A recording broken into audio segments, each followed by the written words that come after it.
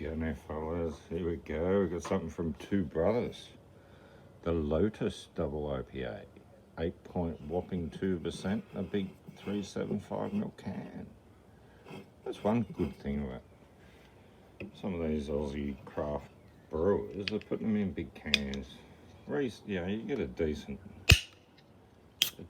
drink out of it. Like my mate Kiwi Steve says, he rang last night. I left my phone in the garage, man cave. So I've got to get back to him in a minute. He could be working. Wait for him to get home from work, 4 or 5 o'clock. Alright, so beautiful looking Lotus on there. And yes, they do come in those colours, and I can tell you all about that. Being a Buddhist monk living in Thailand, saw plenty of lotus flowers and plenty of Bodhi trees. The trees that, same tree the Buddha was enlightened under. Cheers.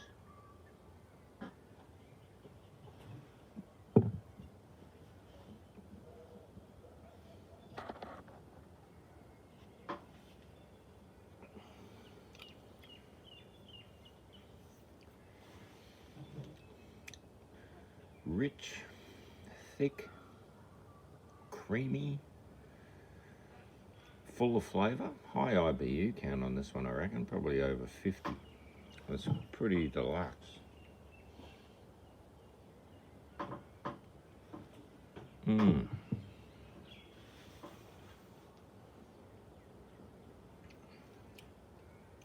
Delicious. Look out for that one, guys. Don't think it was that expensive. Maybe $8 or $7. They reckon generously dry hop with Lotus, Azaka, and Simcoe hops. This IPA is bursting with orange, citrus, candied grape, and pine flavours with tropical fruit aromas. I won't argue with that. Pretty similar to what I was thinking. Slight pine. It's not a super sweet tropical fruit one. You know, more apricot-y, grape, candied grape. You know, that's different.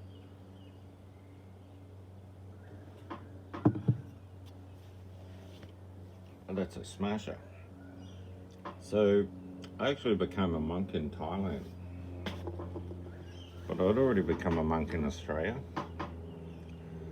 So what they did is when I got to Thailand, they said I have to do the big ceremony. So you go to the temple you're going to stay in, and you do the big ceremony, and you got to repeat the vows and all this other stuff. It's all in Pali and Thai. So yeah, I had a bit of trouble saying exactly the same thing. There's noise, you know, there's people in the background, there's background noises and people talking, and yeah, anyway, I did that.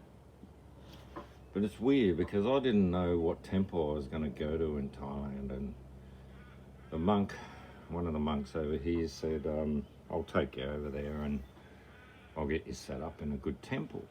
So we didn't have a clue. So before I left, I did a meditation, and I actually went in my meditation.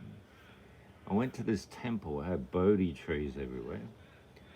It had white and pink lotus flowers, of course in water. And I met like a really old monk, like a wise old man monk, who was sitting next to the stream where the lotus flowers were in. And I come out in the meditation, and I told the monk, he said, oh, don't worry about that. So next minute we fly over to Thailand and stay in Bangkok a couple of days, and then we're up to Supanburi, to Vipassana meditation centre called Wat Sayan Yam, which means Temple of the Bodhi Tree.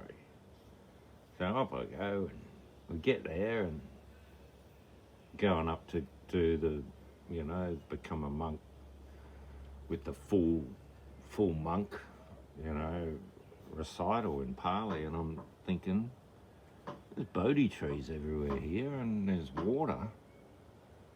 And I looked in the creek, it's like a creek, and it had white and pink lotus flowers.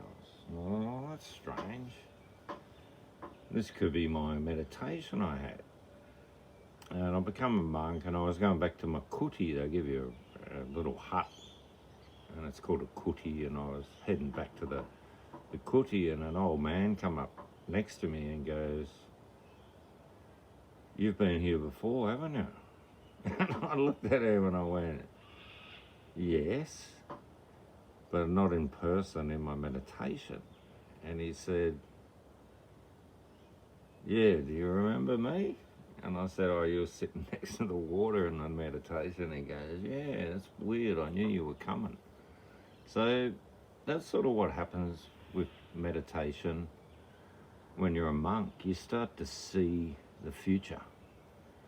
And that's called a stream enterer, the English word.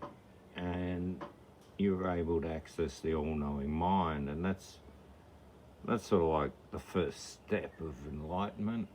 And you become, you get superpowers. You start to develop really good eyesight and hearing, and you know when people are going to ring you. You can see the future. You can see the lottery numbers. You can see all different things in the future. And it's what you do with that knowledge. It's fascinating. I really got into Buddhism because they actually teach you the 10 secret powers. Well, how to allow them to arise. Because we all possess them. We just don't know how to harness them. So yeah, that was the mind explosion of the whole trip, really, is gaining these secret powers one at a time. I was doing healing, that's one of them. I'd already learnt Reiki back here in Australia, but I hardly ever did it. But as a monk, I started doing quite a bit. And then I got a little bit famous in Bangkok and in Thailand. I was in the cultural magazine and on TV a couple of times. And one thing the Buddha said is, whatever you do, don't become famous. It'll wreck your life. So I decided to give it up. I come back to Melbourne and took off the robe and went back to the normal grind of everyday man and tried to share what I'd learnt with friends and family, strangers. It was fantastic. It was really good. So here I am now drinking like a normal bloke, not having too many visions of the future, but just for example, say 3 days ago, I'm looking out the window and I said to my daughter, I said, I look out here sometimes and I see kangaroos jumping across the paddock. And then like a few hours later, she's looking out the window because it's in the kitchen and, you're waiting for the kettle to boil or whatever. And she goes, there's 2 kangaroos down there, Dad. That's what it is. It's subtlety, because your mind and your heart are like full of compassion and love for all the living things. And yeah, you start seeing the future and you start being one with nature and everything. Oh, it's grouse. It's fucking grouse. Get this one up here, guys. The double IPA. Yeah, it's a fucking ripper. You're getting you talking. And getting the lupulin effect as well. It's starting to kick in, as it does after a few beauties. Gotta love that.